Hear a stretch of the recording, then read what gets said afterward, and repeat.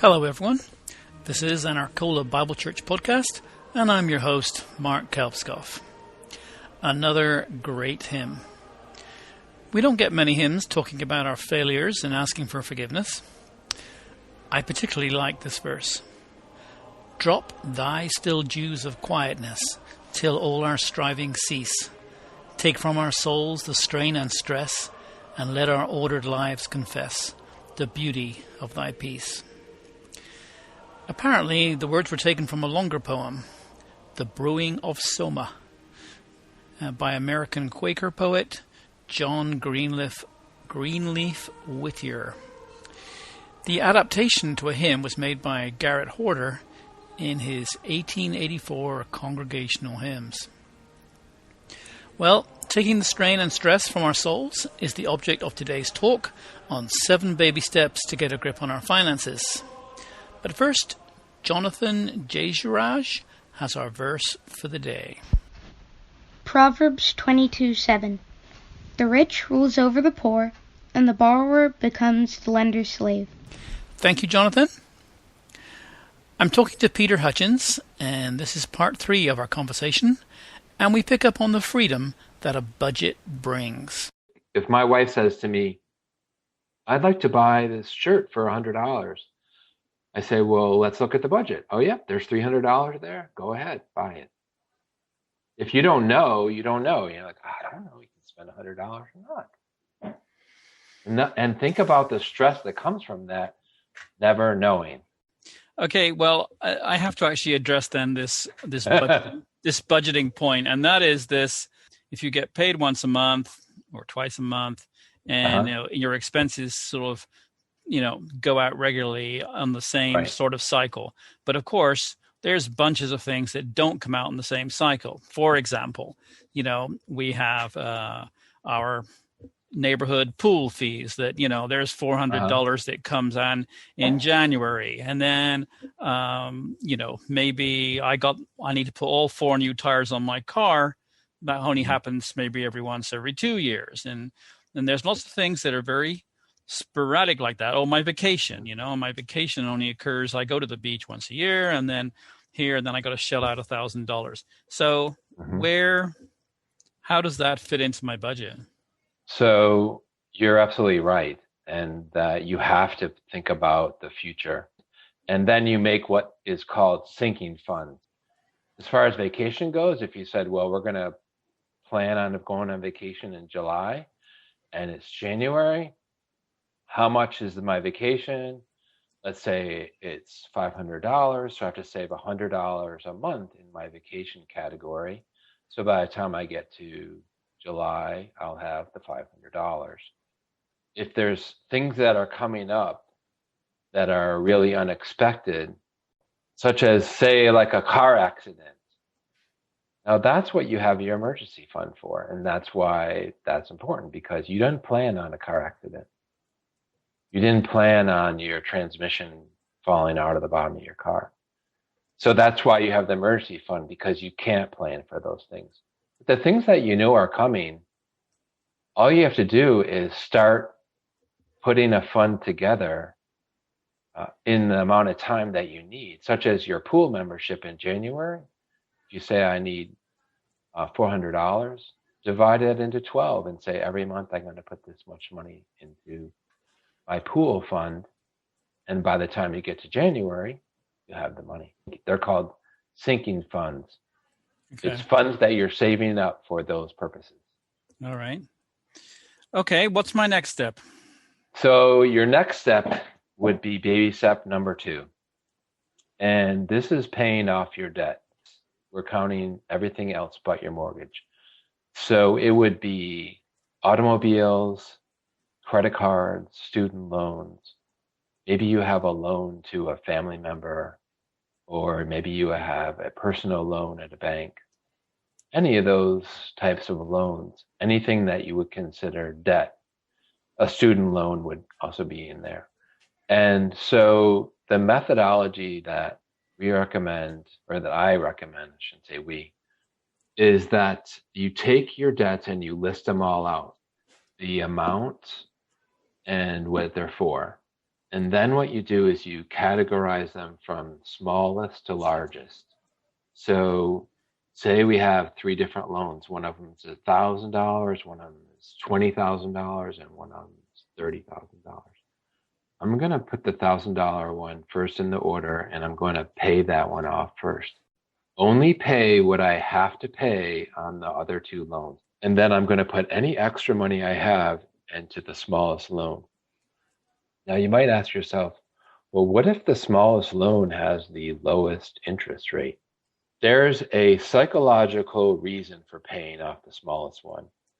That's because when you pay off the smallest one, you have a win, right? That will be gone. Mm-hmm. You won't have to pay it anymore. So once you pay off that loan, you can say, yes, check that off the list. I'm done with that loan.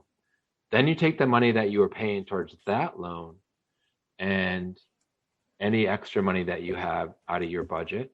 And again, that's why budgeting is important, because you have to know how much do you have to pay towards your debt. Now you're going to pay whatever you were paying towards that loan, and you're going to pay extra on the next loan until you pay it off, and then only pay the minimum on that 3rd loan. Once you pay off your 2nd loan, you take all the money that you were paying off that you're using to pay for the 1st loan and the 2nd loan, and now you pay the 3rd. It's called the snowball effect. So the amount of your payment becomes bigger and bigger as you attack those loans in order of the size of the loan. Okay.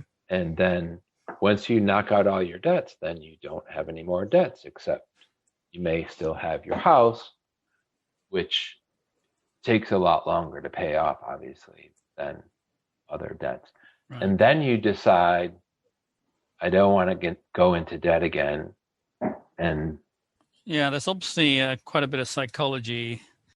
It's a sacrifice, and the harder you sacrifice, the faster they get paid off. Yeah. But you'll never know what it's like to have them paid off until you sacrifice. Right. So basically, what you're saying to people is, who are not willing to, you're not willing to undergo the sacrifice right now to get peace and to get that burden, those shackles off you. Yes. So to break free. Okay, but I think a lot of our listeners will be motivated and get their shackles off. So okay, so we worked through this. The rich rules over the poor, and the borrower is the slave of the lender. Yeah, I think that's very, very telling. So that's Proverbs 22:7. All right. So if I've got as far as actually paying off my debt, I'm sure that I'm really on board with this now, because I must have sacrificed and I must have been diligent for a while. What's my next step?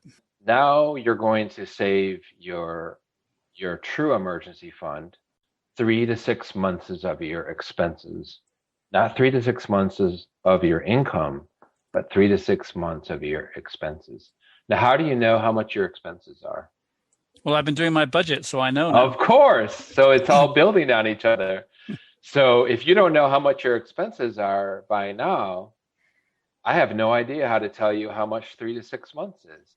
And so the difference between saving 3 or 6, or even you can have any number in between, but 3 is the minimum. And it's really determined by a couple of things. Number one, it's determined by the time that you've been in your particular industry or in your job. So this is intended to cover you while you look for another job. If you are well established in your career, and say you've been in the same job for 10 years and you're in the IT industry and you know you're always going to have an IT job, then you're probably not going to be unemployed very often. So you really don't need to have 6 months of expenses.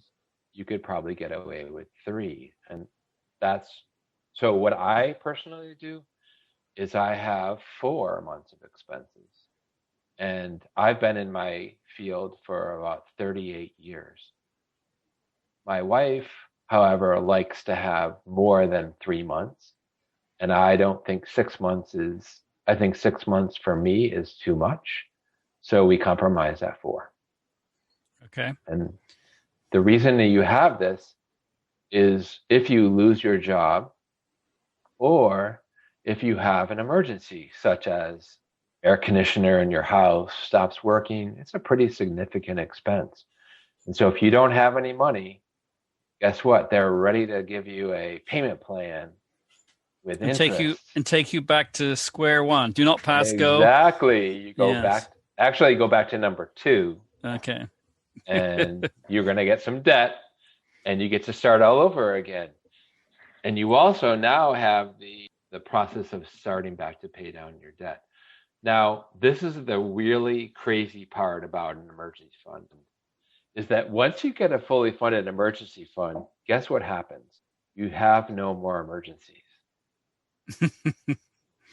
I am not kidding you. I do not know why, but since I've had an emergency fund for about 10 years, I have never once touched the emergency fund. I mean, you could say, well, you're just lucky, Peter. God honors your diligence for saving for an emergency. I believe he honors your diligence. Things happen to some people that don't happen to others. And so I don't have an explanation for it. I know a lot of people would like that benefit. Yeah. I mean, it's almost like a emergency fund is a Murphy's Law repellent. Wow. So I can give you an example. Back in December, I ran into a deer on the way home from work, and it smashed my bumper, and it was around $2,500. I drove away from that, and my first thought was, this is no lie, I thought, you know what? I have the money to pay for this no matter what it costs. I have the money. I'm not going to stress over this. My first thought was my emergency fund. Well, I know some of us are saying, an emergency fund, wouldn't that be nice? But remember, it's one step at a time. We'll continue talking with Peter about the next steps in a later podcast. I hope you enjoyed listening. Thanks for being with us.